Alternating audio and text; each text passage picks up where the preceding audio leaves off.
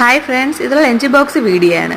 Lunch ബോക്സിൽ ചോറെല്ലാം ഇട്ട് ബീട്രൂട്ടെല്ലാം ഇട്ട് തോരനൊക്കെ എടുത്ത് വെച്ചതിന് ശേഷമാണ് വീഡിയോ എടുക്കുന്ന കാര്യം ഓർമ്മ വന്നത്. എപ്പോഴും വീഡിയോ എടുക്കുന്ന കാര്യം മറന്നു പോകും.